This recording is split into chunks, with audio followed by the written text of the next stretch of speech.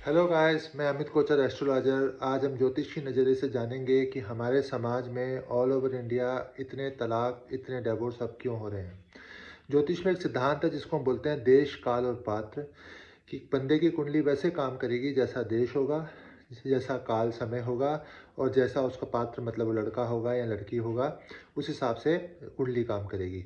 इस वक्त हमारे देश के अंदर एक तरह से हवा चली हुई है डिवोर्स की। डिवोर्स ट्रेंड में आ चुका है। इस वजह से डिवोर्स एक तो बहुत हो रहे हैं। काल भी ऐसा है, ये कलयुग है। और इस वक्त जो इंडिया के हालात हैं वो 30-40 साल पहले अमेरिका के होते थे कि वहाँ पे बहुत डिवोर्स होते थे, तो इस वजह से हमारे डिवोर्स काफ़ी ज़्यादा हो रहे हैं। तो इसका ज्योतिषीय कारण अगर जानना है तो हमें जानना पड़ेगा सेवन्थ हाउस के बारे में। सेवन्थ हाउस जो है वो पत्नी या पति का कारक होता है। उससे पता चलता है कि पति और पत्नी कैसे मिलेंगे, शादी चलेगी कि नहीं चलेगी।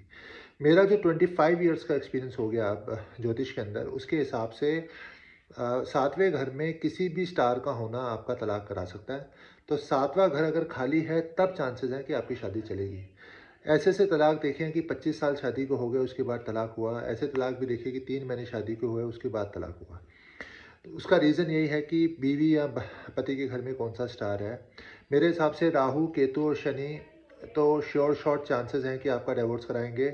इवन शुक्र कराएगा, क्योंकि सातवें घर में शुक्र कारक को भाव नाश होता है, उस चीज़ का कारक है, वहीं बैठ गया तो मल्टीपल रिलेशंस होंगे ऐसे इंसान के और डिवोर्स होने के रीजंस बहुत बढ़ जाते हैं। बुध अगर हुआ तब भी तलाक कराएगा, क्योंकि बुध भी मल्टीपल मैरिजेस का कारण है। मंगल हुआ तो आप मांगलिक होंगे। अगर मांगलिक लड़की से आपकी शादी नहीं हुई तब भी आपका तलाक होगा।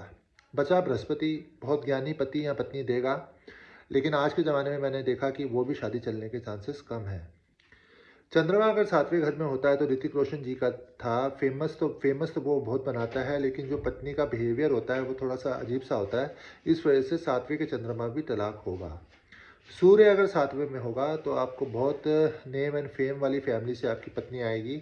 सरकारी जॉब भी कर सकती है। उसका जो मिजाज होगा वो काफ़ी गर्म होगा, क्योंकि सूर्य का जो मिजाज है वो गर्म है। ऐसे हालातों में भी तलाक होने के चांसेस बहुत ज़्यादा हैं।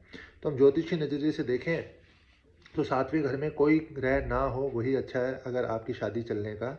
इसके बाद हम देखते हैं, अगर खाली है ग्रह तो हम देखते हैं कि सातवें घर का जो मालिक है, यानी कि सातवें घर की में जो राशि है उसका मालिक कहाँ बैठा है। अगर वो मालिक छठे, आठवें, 12वें में बैठा है तब भी चांसेस हैं कि आपकी शादी नहीं चलेगी। अगर वो वेल प्लेस्ड है, अच्छी जगह में है, भाग्यस्थान में है या अच्छी किसी केंद्र में है, तो शादी चलने के चांसेस बन सकते हैं। लेकिन इस वक्त इंडिया के हालात इतने ख़राब हैं, दुख से बोलना पड़ेगा कि शादियां चल नहीं रही हैं। एस्ट्रोलॉजी मेरी हॉबी है और एज एन एडवोकेट मैं डिवोर्स का स्पेशलिस्ट हूँ, तो मुझे मालूम है कि पिछले 15 साल में कितने डिवोर्स हुए हैं। तो ऐसा ना हो, ये हमारी भगवान से प्रार्थना है कि ऐसा ना हो। इसके लिए आप कुंडली मिलवा के शादी करें।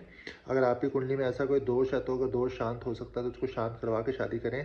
ऐसे अगर आप शादी करेंगे तो आपकी मैरिड लाइफ तो ख़राब होगी प्लस आपको साइकोलॉजिकली भी बहुत स्ट्रेस झेलना पड़ेगा। इसीलिए कुंडली मिलान करके ही आप शादी करें, प्रॉपर उपाय करके ही आप शादी करें, तभी आपकी शादी चलने के चांसेस जो हैं वो ज़्यादा हो जाएंगे। अगर आप कुछ पूछना चाहते हैं तो मेरी पेड कंसल्टेशन है। मैं 2100 एक हॉरोस्कोप के लेता हूँ। उसमें आपको 15 to 20 मिनट्स की कंसल्टेशन दूंगा। आप मुझे कांटेक्ट कर सकते हैं। मेरा नाम अमित कोचर एस्ट्रोलॉजर है। मेरा नंबर डिस्क्रिप्शन बॉक्स में मिल जाएगा। आपका बहुत बहुत धन्यवाद।